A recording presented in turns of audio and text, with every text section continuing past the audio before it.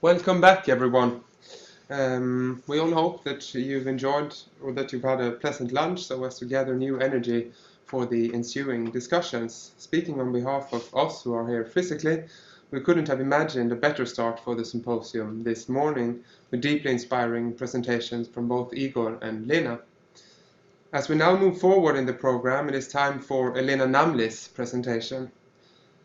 Elena is Professor of Ethics at the Department of Theology at Uppsala University. Alongside several articles on human rights, she's published the book Human Rights as Ethics, Politics and Law. Her work on human rights have gravitated towards an intercontextual perspective by, for instance, making comparisons between international human rights and Sharia law, and by investigating on how Western rationalism has been questioned in Russian literature and nationalist discourse. Moreover, Elena has recently published an edited book on the contemporary relevance of the concepts of revolution and reformation, and on how the thesis of Luther and the thesis of Lenin can serve as a point of departure for an engagement with contemporary political problems. The anthology is entitled Futures of the Revolution and the Reformation. I will now ask you, Elena, to please start your presentation and then invite Igor to comment on your presentation. Please, Elena. Thank you very much for organizing this conference. I agree very much. I'm enjoying it a lot so far and look very much forward to more discussions. And thank you also for all those of you who are invisible to us, but still are participating and listening, and I hope thinking together with us and come back to us with questions and comments. I will now try to share a screen here. So let's see. I will make it like this.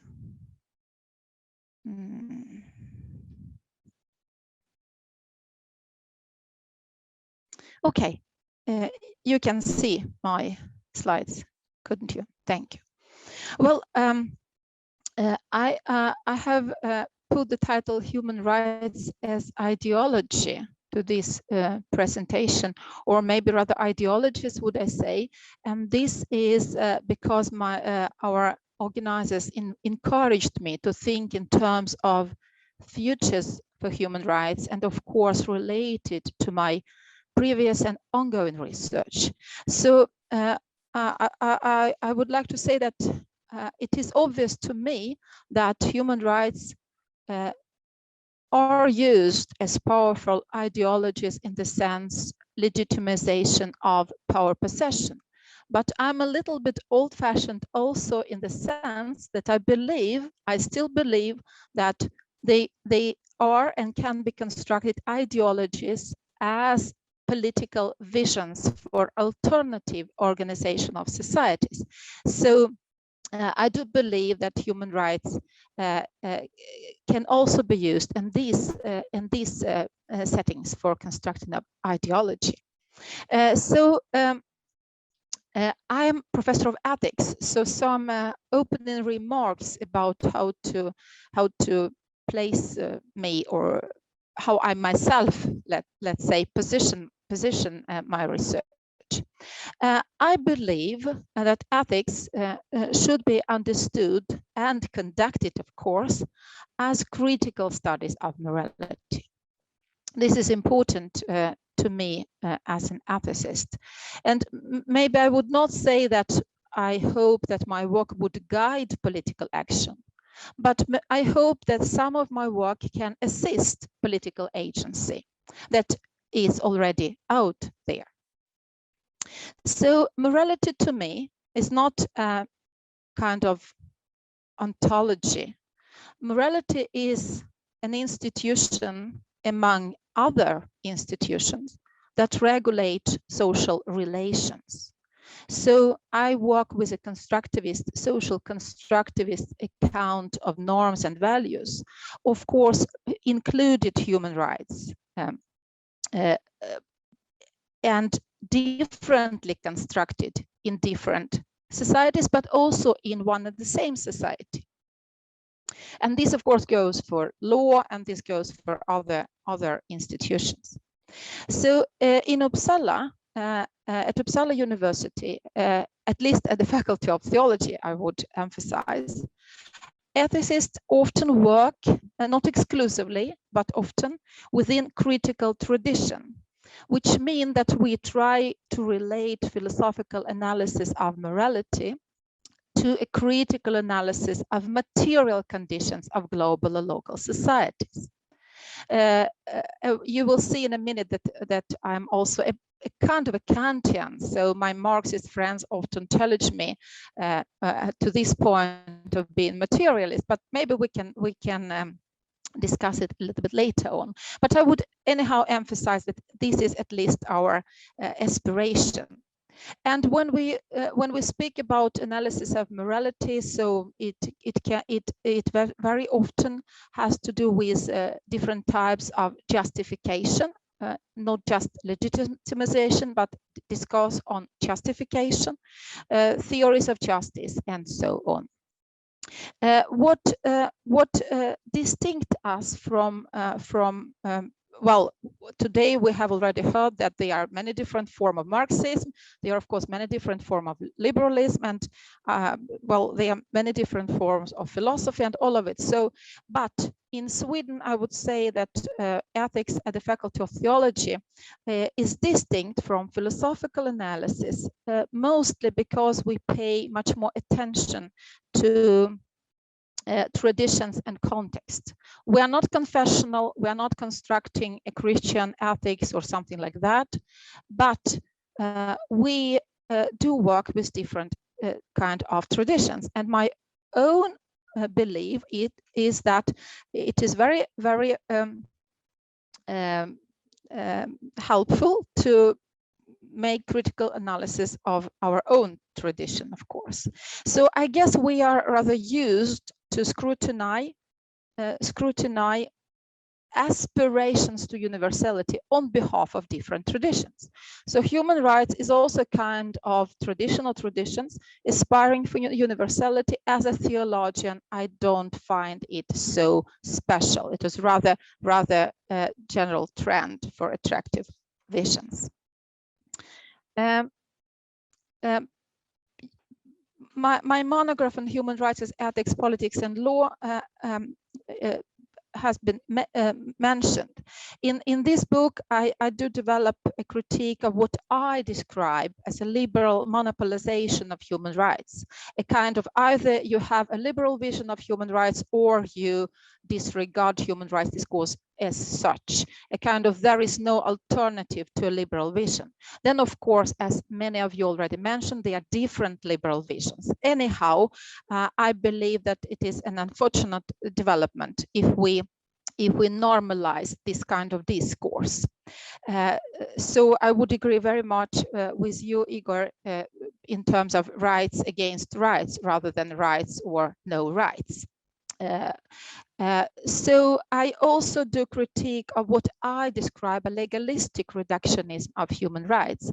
And here I am more within Swedish or Northern European context. So maybe I would need to explain a little bit more what I mean. But to simplify, what I mostly mean that it is very unfortunate development for human rights from my perspective. If we reduced human rights to already protected claims. For example, there are always individuals and groups whose legitimate claims are unprotected. And this insight is very important in democratic politics, I would say. And there are several arguments, I guess, and that I develop in my monograph. What I also do in my book is I'm developing argumentation in favor of more transparent discourse on priorities on human rights.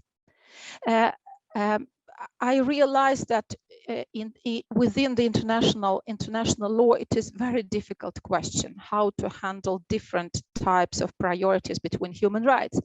And I do not believe that we can reach a list of priorities. I'm I'm rather traditional in terms of international law.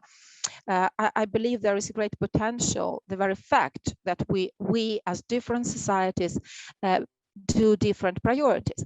But what I lack is a more transparent and reciproc discussion on how we prioritize. Some priorities are somehow natural, while others are very often dismissed as violations of human rights. So I would say that open up for transparent discourse and priorities would emphasize what we often describe as reasonable disagreements about human rights. And I also write at least touch upon some resources within different religious traditions. Another example of what I have done, and this is an anthology to which I have contributed together with my colleague, very talented historian of human rights, Linguistics. And what we do in this chapter, we are posing a question: well, how on earth is it possible to legitimize the way Sweden today is dealing with children and young persons of whatever persons seeking asylum? We are using X-ray, MRI examinations in order to say to people that they have no right to asylum or migration. And we pose a question: how on earth can we legitimize this? And what we find in our small research is that juridification of human rights protection, so very much Swedish discussion about what status different kind of documents on human rights should or should not have. You focus very much on that, and so when you get the status you wanted, you somehow experience that you already granted the very human right. And also the reduction of vulnerability to a function of age. And as Lena told us in her presentation, the issue of vulnerability becoming more and more urgent within human rights discourse. So we are trying to relate, and our thesis is that it is of course those very vulnerable young persons who are hurt very much by the current Swedish politics, but we also state that human rights culture is severely weakened by this kind of politics. So vulnerability here is both ways: vulnerability of persons, but also vulnerability of human rights culture. One last example of what I have been interested in is this exciting project, which I actually contributed less of all, but gathered wonderful people, and I asked them to think about commemoration of 100 years of the Russian revolutions and relate it to 500 years of Lutheran Reformation, to think whether the category of revolution is still efficient when we are analyzing current political development. And when thinking of that, I asked them to think also about reformations, and they delivered. So if you have spare time, so there are interesting chapters and discussion on, for example, issue of human rights as ideology of revolution, as well as ideology of power possession, but also different religious traditions as both support of and critique of existing political power. Mostly related to Christian heritage, but also about the notion of reformation within Islamic political theology.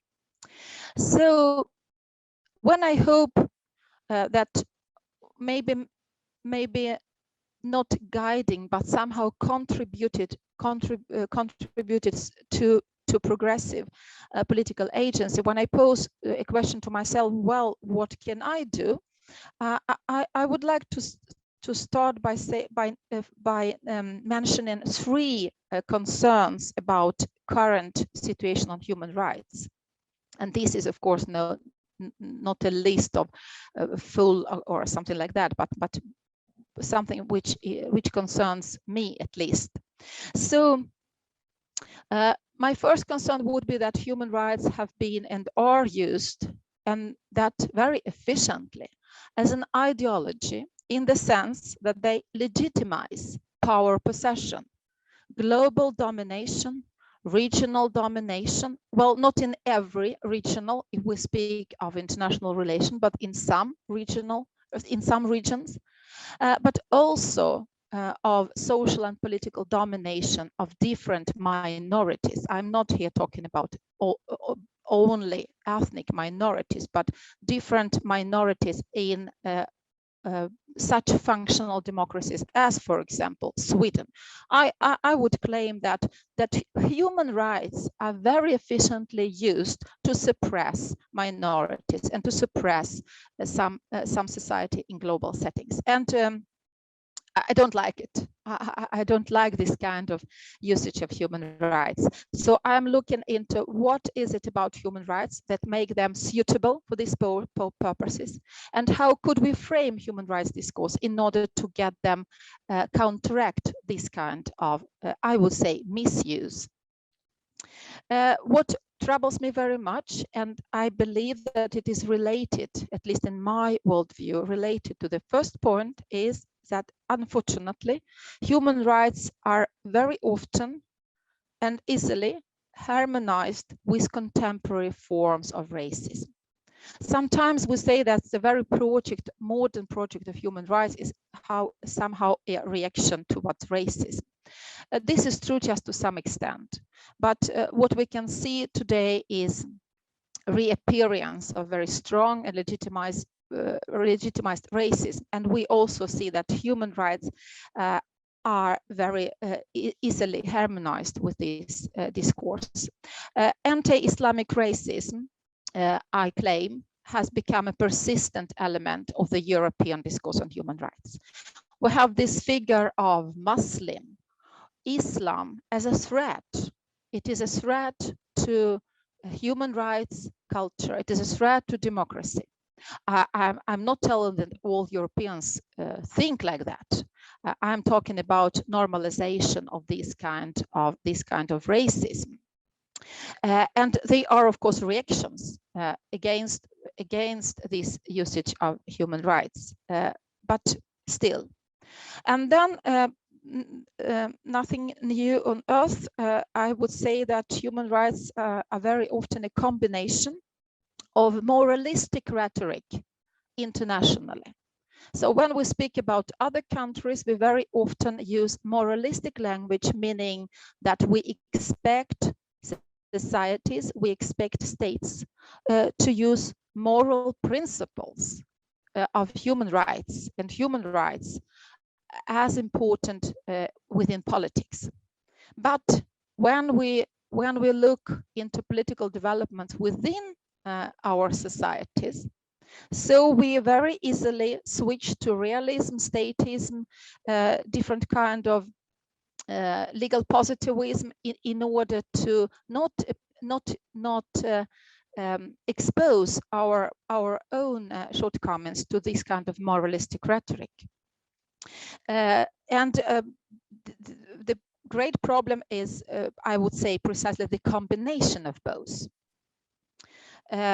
And an example of one among many examples is how the European Union and, for example, Sweden as a part of European Union is dealing with Turkey.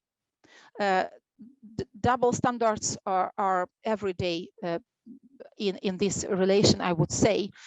One day we condemn Turkey for violations of human rights. another day, I would say, or the same day, we are dealing with Turkey precisely in order to secure our borders, not letting people to come into Europe.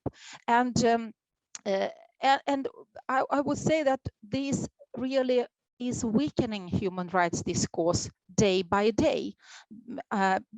Through media, citizens in Europe experience that this double standards somehow becoming a normalized language. So those are concerns. So I would say, I agree very much with Lena, that human rights should not be a matter of moral ontology. And I guess we will come back to this. So human rights, I would say, cannot and should not be beyond politics. But anyhow, I believe also that ideology, human rights ideology as ideology of power possession is challenged by another politics, politics of liberation, that in different ways reclaim and refrain human rights. This is not the same rights. They are rights against rights. And those agents, I would say, minorities, not all, but some agents within anti-colonialism in broad sense, anti-racism, and we could name some more.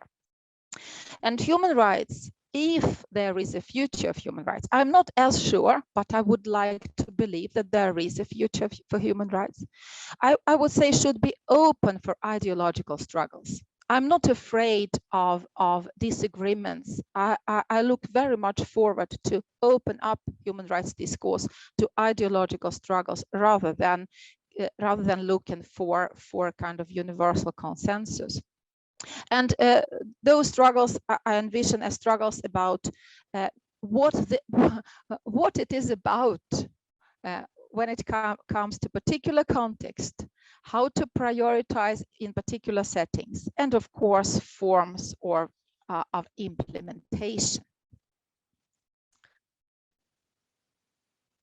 Well, if future of human rights is a political issue, what then an ethicist is doing here? I would like to try some ideas on you, and I look very much forward to your comments and critique, of course, from a perspective of moral philosopher and moral theologian, because there are, of course, many other perspectives on these issues. So I would say that it would be important to learn lessons from political realism, and we have now read several really good pieces of research on analysis of human rights in terms of different forms of realism, of course. But I would say that it is very important to discriminate between political realism descriptively on one hand and normative position on another hand. So as an ethicist, I argue that it is possible and even desirable to combine political realism on descriptive level with anti-realism on normative level. And this has to do, according to my perspective, that descriptive perspective is very often a perspective on power possession, to explain, to understand, to scrutinize a concrete setting of power structure, social structure.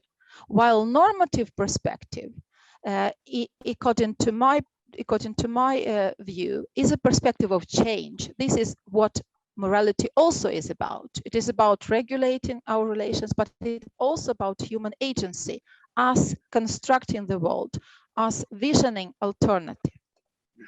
So at the same time, it is very important to make yet another move and realize that human liberation is never definitive. So as a theologian, I would say that, envisioning liberation is a very productive activity, but it is very dangerous to envision the form and liberation that you believe in as definite one. So I would like to elaborate on what I call critical universality, critical legal positivism, and morality of human rights, and maybe, if I still have time, on some critical resources in religious traditions, as a kind of contribution that I hope an ethicist can make here.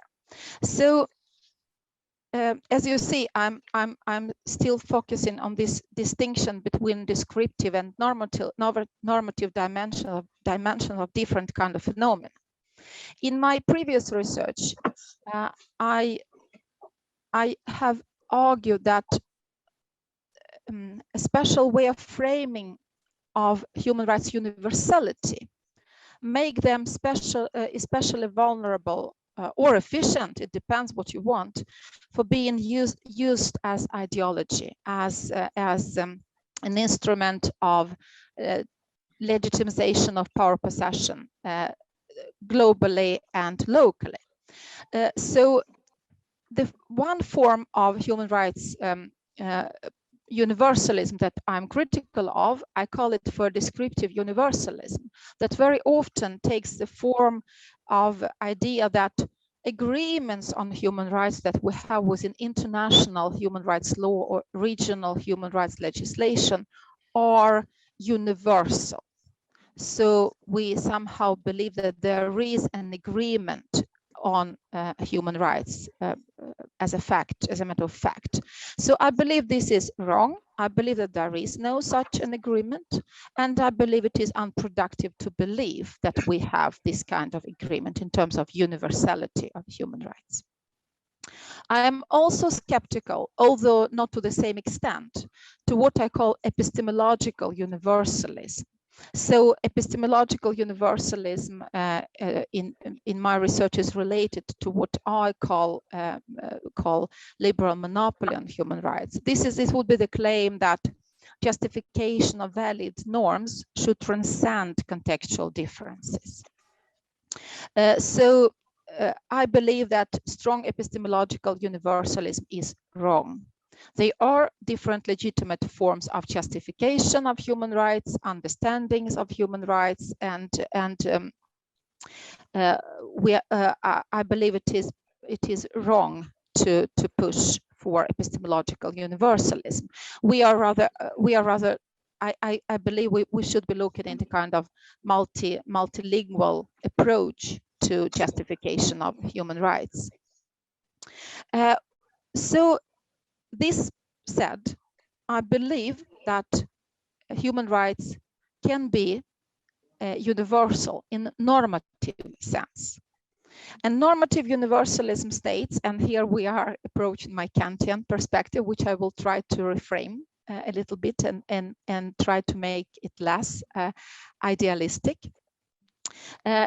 This normative universalism states that regardless of factual disagreements, morally justified norms must include the claim to universalizability. So I'm thinking of Richard Hare's definition of universality.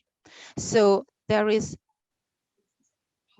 when you argue for a position of human rights, you aspire for possibility to universalize your position for the same kind of situation, of course, not for any kind of situation.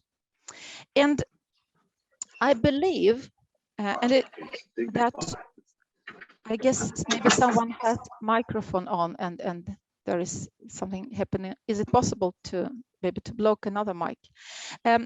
So my take on what this means concretely in human rights is that closure on non-discrimination is the most important marker of this normative universalism of human rights. So when I discuss human rights universality with my students, I encourage them to read human rights documents with a special attention paid on the clause on non-discrimination, that how you understand human rights, how you prioritize, how you implement. This is reasonably different between different countries. But when you do all this, you should do it without discrimination.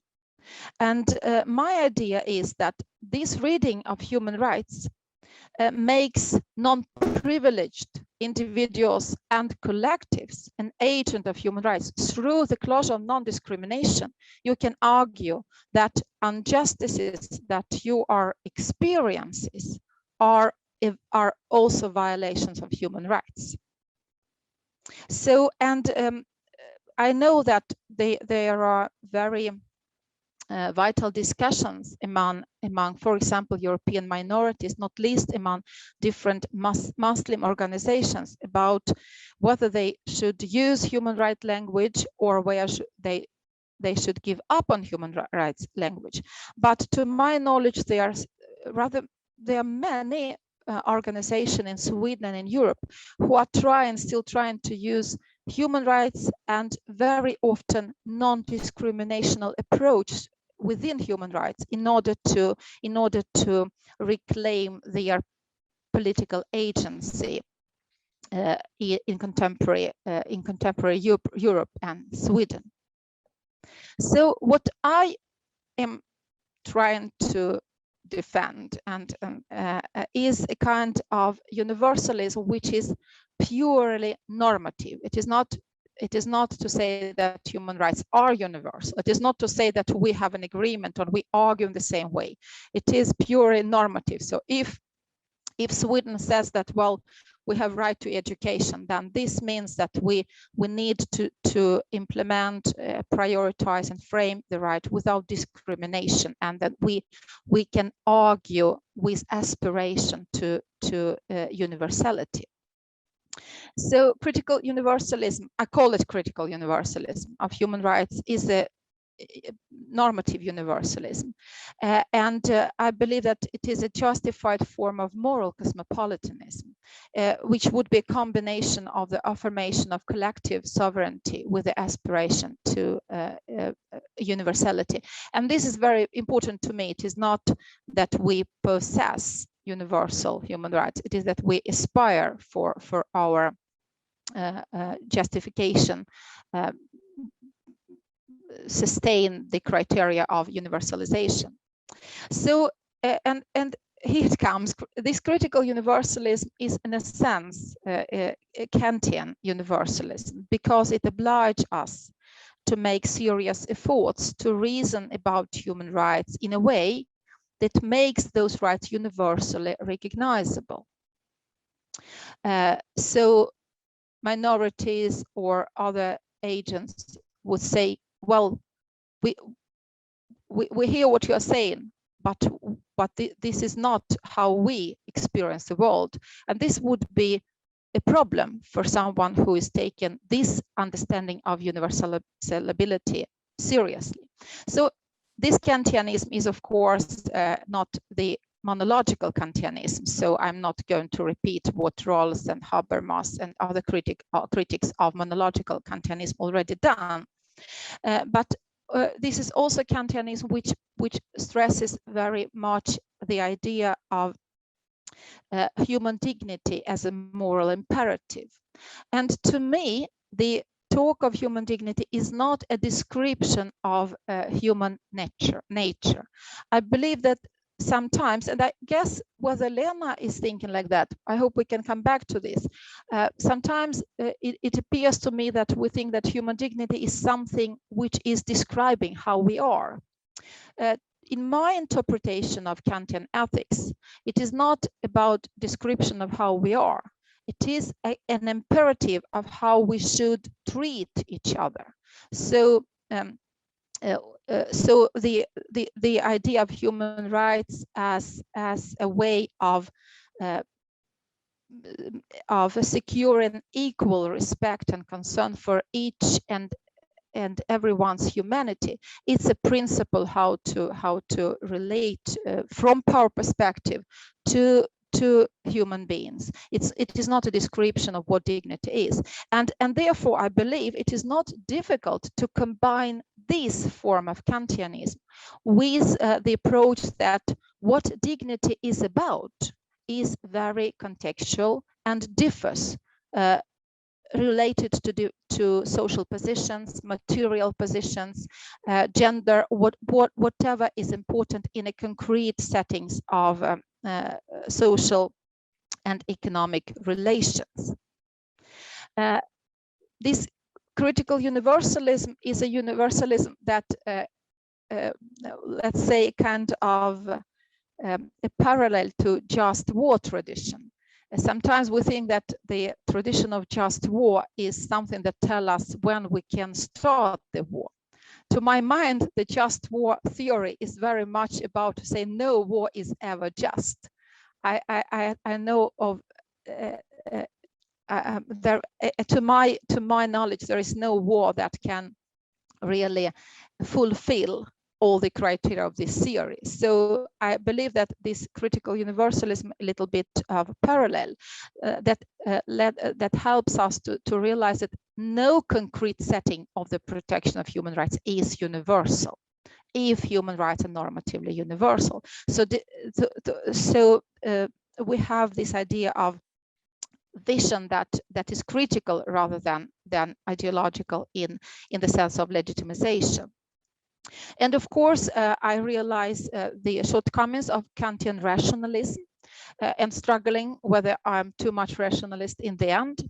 But what I'm trying to do, and when I also ally myself, of course, with other scholars and political activists, is that trying to combine Kantian ethics with social constructivism and recognition of political citizenship, rather than citizenship as a kind of a package of rights as commodities. So I believe that commodification of human rights is a problem for anyone who believes in political potential of human rights. So I guess I can say a few words on a rather new project of mine. So I'm afraid I cannot be totally clear, but still I would like to test some of my thoughts in this room. Well, for very long time there is a discussion or several discussions within human rights philosophy and philosophy of law and political theory about the old controversy between legal positivism on one hand and natural law theory on another hand. And today, I guess we mostly work with soft forms of both natural law theory and legal positivism. I believe that. So my idea is to look whether it is possible to frame for a critical form of legal positivism of human rights that would not reduce human rights to positive law, but that would be allow for political moral critique of human rights law. So what is, I would say, obviously about human rights in the world we are is that legal validity of human rights is a matter of power, and this is why I believe we have different let's say very different conditions for different states. There are still states who are agents of human rights protections, but they are very unequal conditions for different states. But anyhow, I agree very much with Joseph Raz, who encourages us to pay attention to the fact that legal systems and constitutional settings and principles are in need of moral justification. And well, I don't think that you need to be moral philosopher in order to argue for this. The very efficiency of legal system is very often related to whether it is found to be on the whole justified or corrupt. So the very claim to moral justified authority is related to law. And I would say that the claim to morally justified authority on behalf of human rights law is also important. And it opens up for political critique of different settings of positive legislation, positive law of human rights. So I think that maybe not too much, but much more efforts have been invested in analysis of legal positivism when it comes to adjudication of human rights.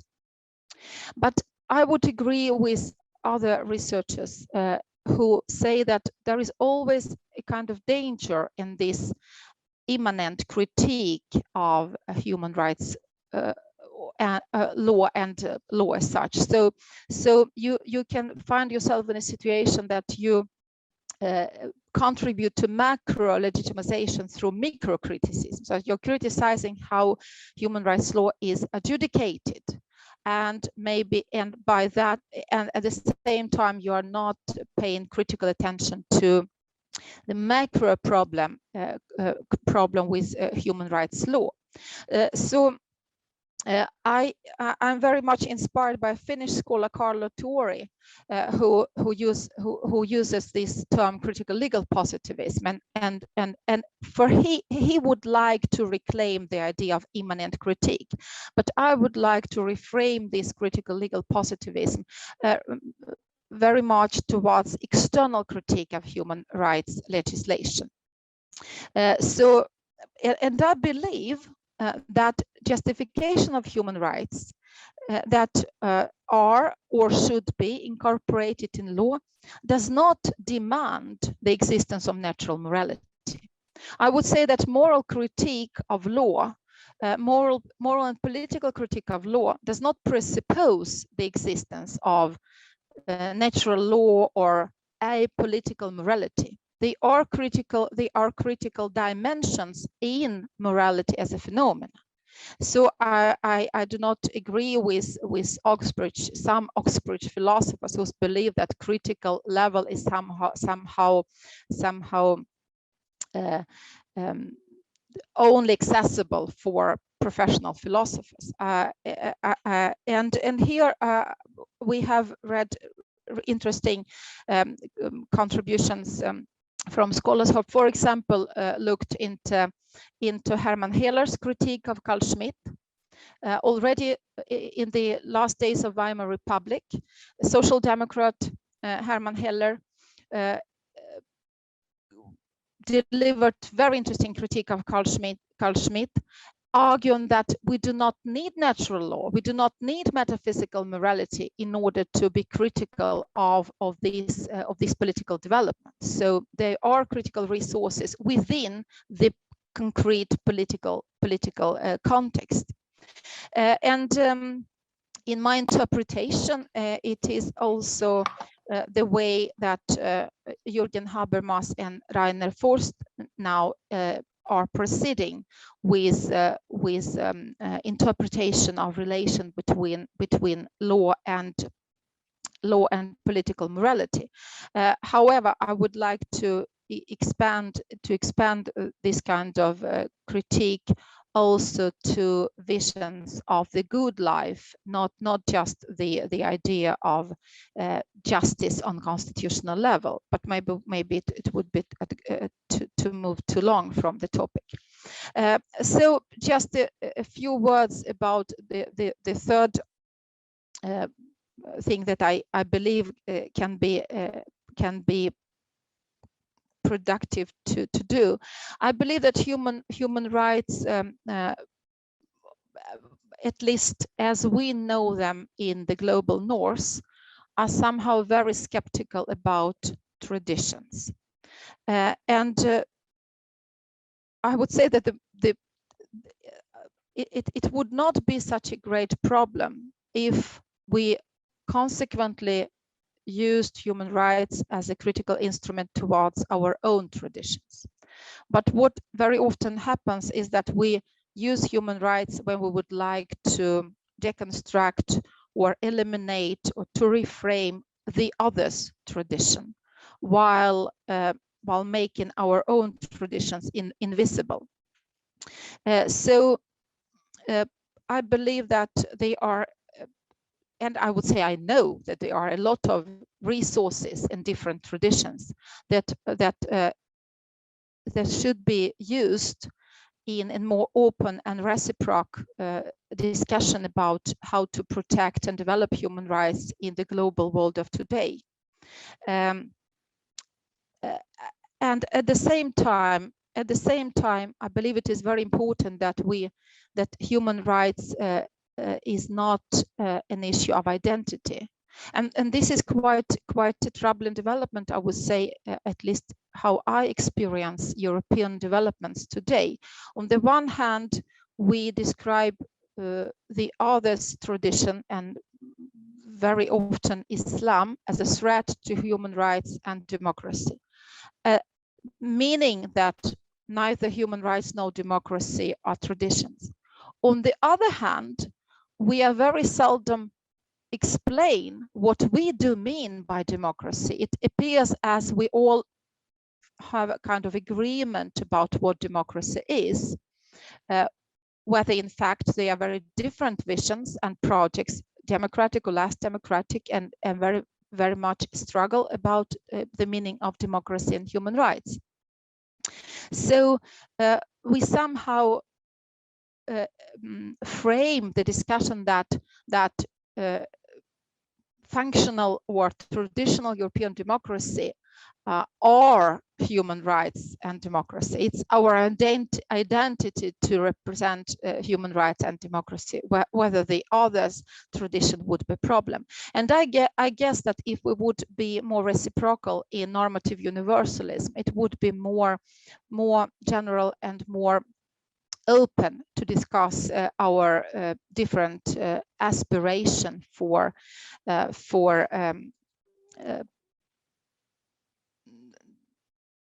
well, suggesting a reasonable settings and politics of human rights.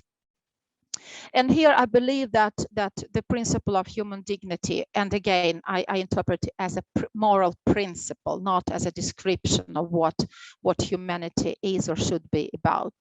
And I believe that the principle of human dignity then demands contextual and material analysis of the meaning of equal respect and concern. We need really to learn from empirical studies, but mostly by listening to voices of those unprivileged and powerless.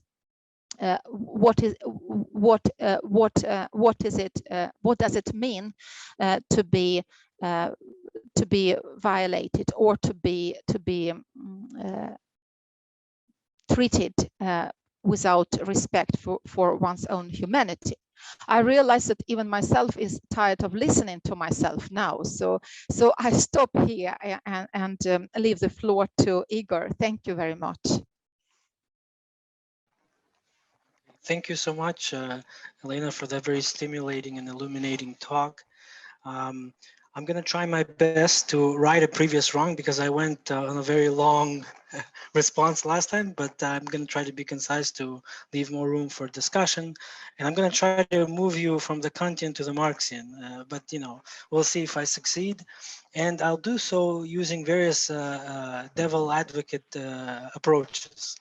So the first one is Charles Mills, who most of you will know, all right, as a critical race philosopher. But if you dig deeper, you'll see that he wrote his dissertation on the concept of ideology in Marx and Engels at the University of Toronto, where I'm based. And what's fascinating is he changed his view about how we should understand ideology. Many different understandings, one of which, the simplest and the most determinist, you could say, is this superstructure, superstructural.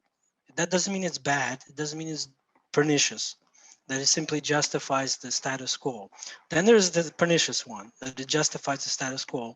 And you use that in the sense that the ideology of human rights is used as a justification for existing power relations or something along those lines. And I especially liked your point about the hypocritical deployment of human rights discourse in Europe.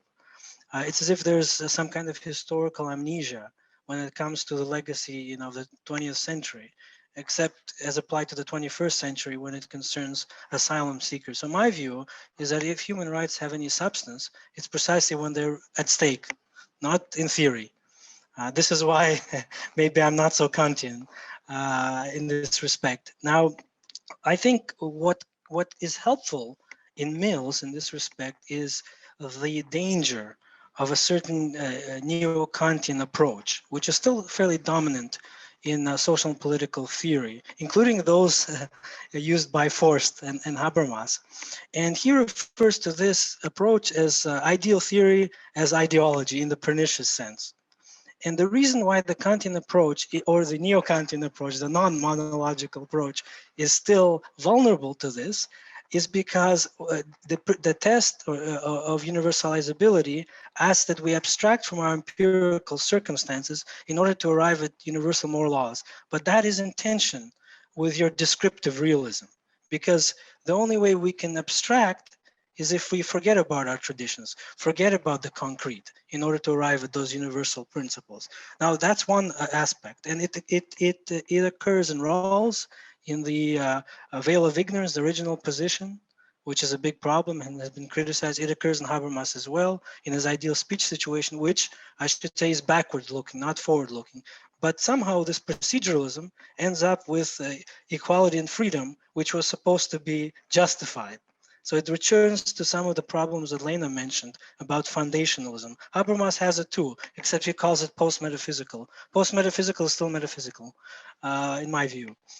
The other problem, deeper one with the Kantian approach, is that there is a, sorry, my dog is barking here. There's a chasm between his moral philosophy and his legal theory. Moral philosophy emphasizes this abstraction in order to arrive at universal moral laws. Political theory is all about legal and political theory, about coercion. And that, there is even no room for revolution because every revolution or rebellion violates the juridical condition. So I just think that there's something in the Kantian framework or the neo-Kantian framework which pushes against, I think, something that you've rightly noted, that we have to have a certain realism, right? But now another devil's advocate, namely Habermas. So Habermas, of course, with his very lengthy recent book, also a history of philosophy, really draws upon the idea of the Axel Age, which is also drawn upon Hans Joas's work. And so I'm curious, right, how we can arrive at a concrete universalism that'll be intercultural, right, but also binding and not just an impotent ought, to use another Marxian refrain against Kant. How do we ensure that human rights are universal in a concrete sense and not in some kind of abstract ought sense? Yeah, maybe I should just leave it at that because I want to leave more room for discussion because I violated the original juridical condition previously. Thank you very much. And these challenges are indeed serious challenges to those who would like to combine Kantian approach with political sensitivity. I would, well, I'm not a scholar on Habermas, so those of you who are more knowledgeable, please correct me. But I would say that it is correct about Rawls, this idea of abstract of universality related to the capacity to make abstractions. But I would say that for at least for later Habermas of between facts and norms, it is not about abstraction. Well, he admits that there is a kind of dogmatic level in his theory. And this I'm very sympathetic towards because I believe that all of us have a kind of dogmatic level or axiomatic. But it would not be about abstraction. It would be rather in his belief of equality of rationality that we of course can challenge. But I would say that between facts and norms, and as I interpret this principle of human dignity and universality, it is not about abstracting concrete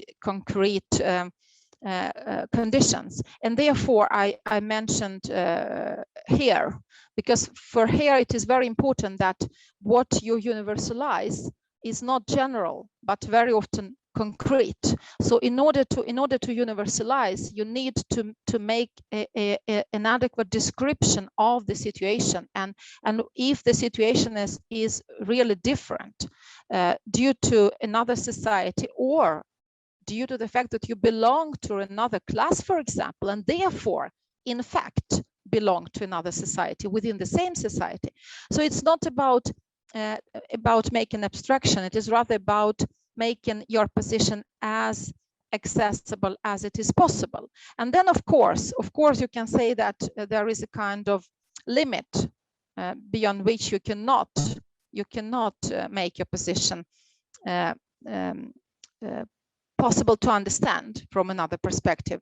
So I would say that I still believe that it is possible to keep a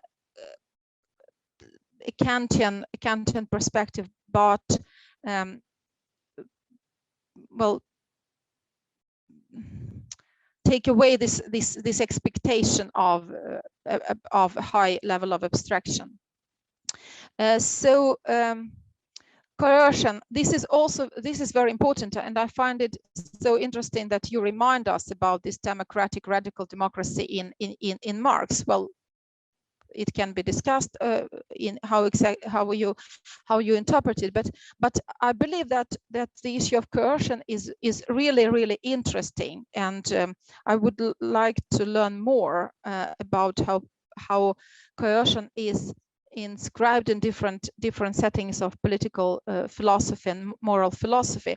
I think, for example, of John Rawls is somehow overemphasizing the importance of coercion. Somehow he, to my knowledge at least, he very often presupposes that power exercise is about coercion.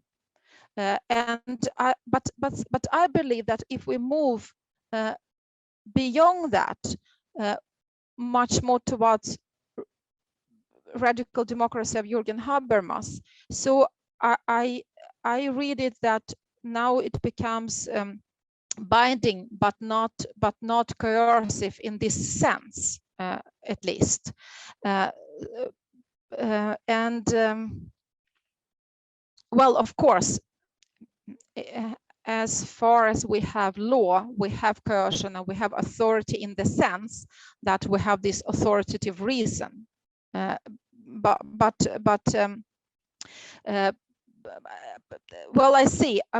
I hope that we don't need to inherit this. Well, let's say, split within Kant himself, radical when it comes to moral law, and then very quietistic when it comes to politics. Well, I have my ideas about Proche, but this is, of course, to have to be proved. Binding. Well, I believe that human rights are political, and therefore, and I don't think that we can transcend politics, and therefore I believe that sometimes so we will always have this struggle about what binding means and how and what is binding about. And I like very much Rainer Forst's ideas that we need to be cautious about viewing the international community as the legislator and the executive of human rights. And just due to the fact that the world is very, very unjust, and when we say the international community, so in my eyes, we are speaking about some voices having a lot of economic, social, and military power, and other voices deprived of almost all of it. So I will still say that we need to live with the fact that politics is never definite. So I do not believe that we can make human rights binding in the way that maybe we are longing for, but this would be kind of theological paradise, and I do not believe that human rights can give us a political or ideological paradise. And here I actually was actually thinking about what Lena said, something very she has said many things that are interesting, but one thing was about when you were critical about Agenda 2030. And you mentioned that, well, here a kind of devaluation of right discourse can maybe take place. And you said that, well, duties are still there, but no rights. But and then I think now, but well, aren't they related? Maybe even the notion of duty is severely devaluated if disconnected from rights as legitimate claim towards power. So I guess that they are very often a kind of paired categories. So if we think rights and duties, so we have content of rights and content of duties on one level, but if we disconnect duties and rights, then we get something else.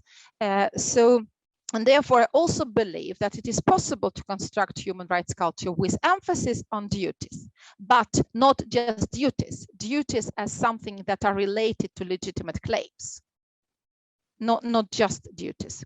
I don't know if you're to some degree satisfied with my comments. Please, Igor, continue with further questions. We have time. So. Okay, I'll try to be brief in keeping with my moral law. So one thing that crossed my mind is the theological dimension, right? You mentioned that the West, history of liberalism in any case, tend to forget our traditions. But one thinker who didn't forget tradition, particularly theological origins of liberalism, was Schmidt, unfortunately.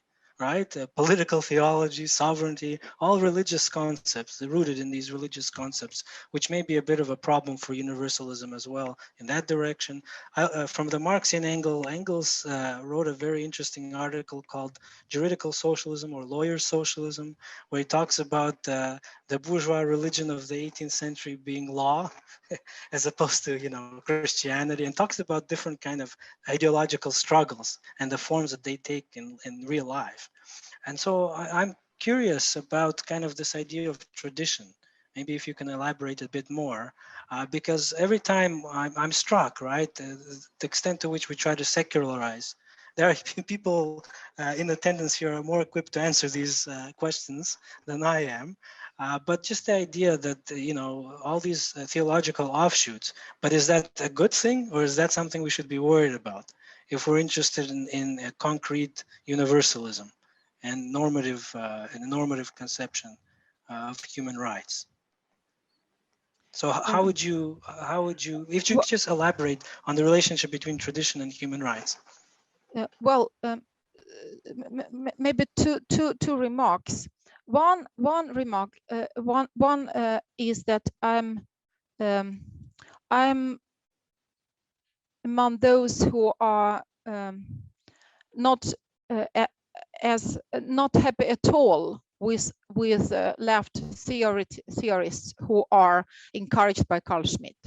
So I rather belong to those theorists and activists who would like to reclaim political theology against Carl Schmitt. So this is another issue, of course. Why on earth Carl Schmitt is as popular as he is today? I am trying to write on political theology without using Carl Schmitt at all, and I believe it is totally possible. One of my former doctoral students have published a wonderful dissertation, Teresa Calevart is her name, with the title "Theologies Speak of Justice."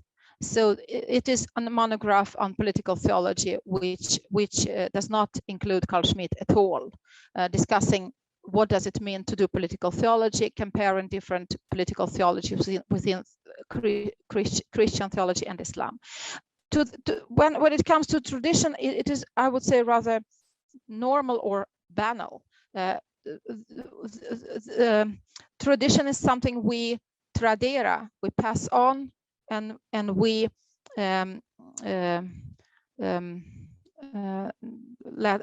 we misuse, and we need to critique, and they develop. So I'm rather untensed when it comes to tradition. What is problematic, I would say, is when one tradition gets access to material power. So then you get these dynamics. You start selecting who are talking the right tradition. So you get the Marxism in Soviet Union. I studied philosophy at Moscow State University. I remember I still remember what does it mean when it is a matter of power who would speak about what Marx really wrote.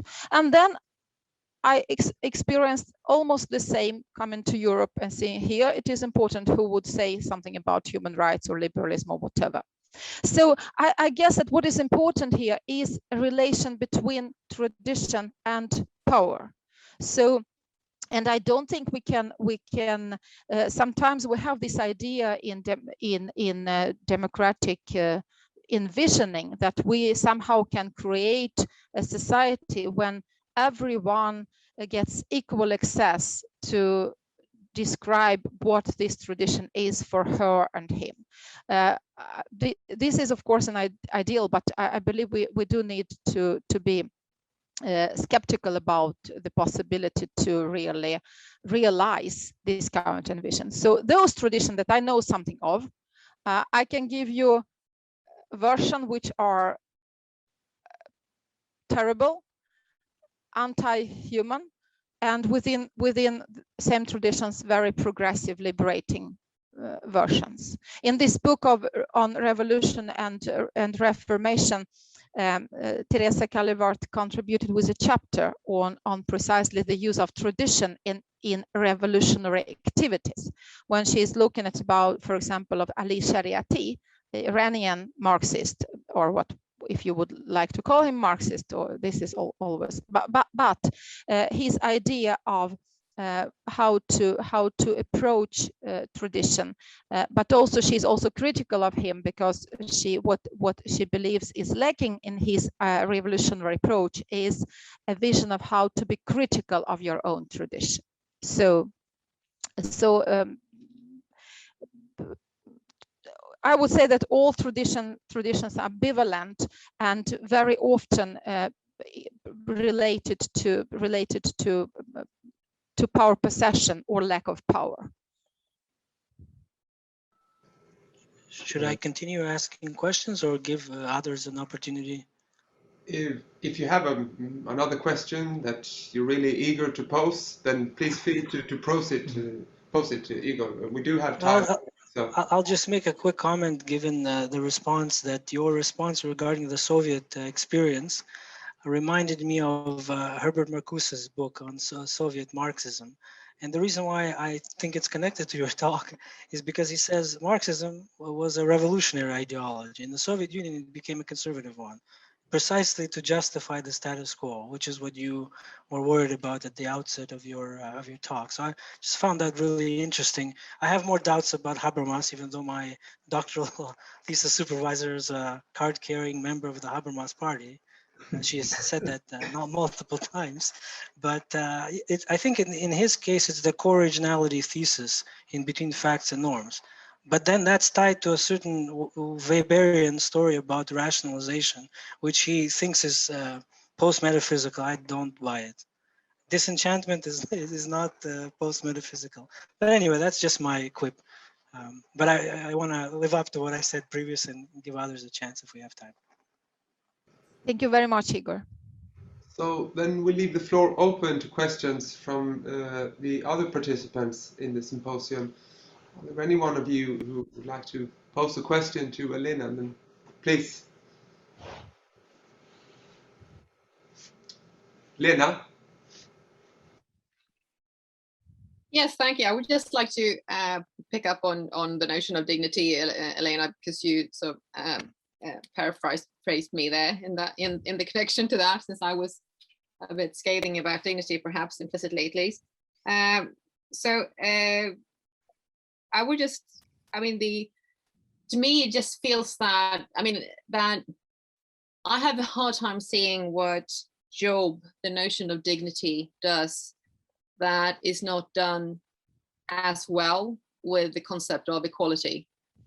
So it just seems to me that dignity, in a sense, comes with one thought too many. Why should we care about the dignity of other human beings? Well, because we should regard them as equal to ourselves.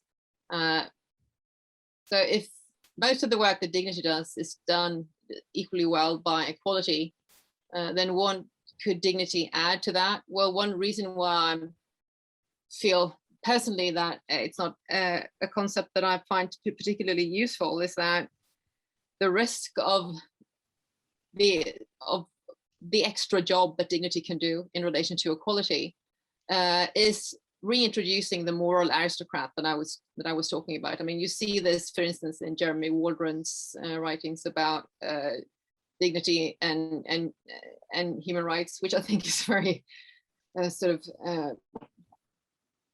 clear exercise in what I think is reason to stay away from the concept of dignity, because the dignity has this sort of aristocratic component to it. Being a dignitarian is to be above somebody else. So how can you square dignity in a sort of modern moral theory with a commitment to equality, where then he jumps through these hoops of talking about, well, we are leveling up and everyone is now part of the moral nobility, and it's just a lot of posturing in order to end up with something that to me looked like a commitment to equality from the beginning. So in that way, I feel that dignity either does the same job as equality does, or it adds a layer which forces you to sort of dismantle it again in order so as not to end up with something that has these hierarchical or aristocratic connotations. Please, Elena. Yeah, really, really good questions, Lena. I will continue to think, but let me try a little bit. I am egalitarian myself, so I'm very sympathetic with your thesis that if we get equality, we don't need dignity.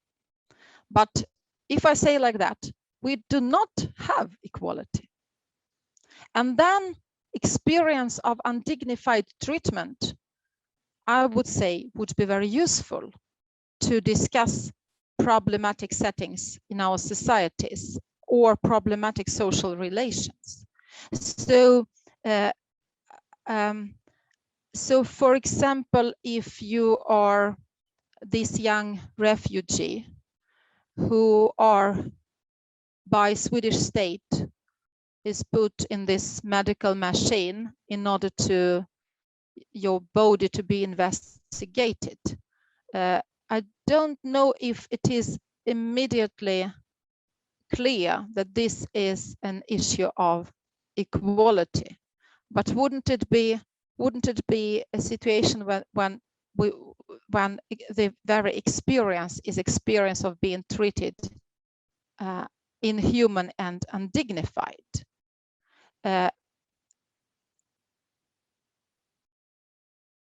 So and would you say that what is troubling you is that by keeping talking about human dignity, we sustain this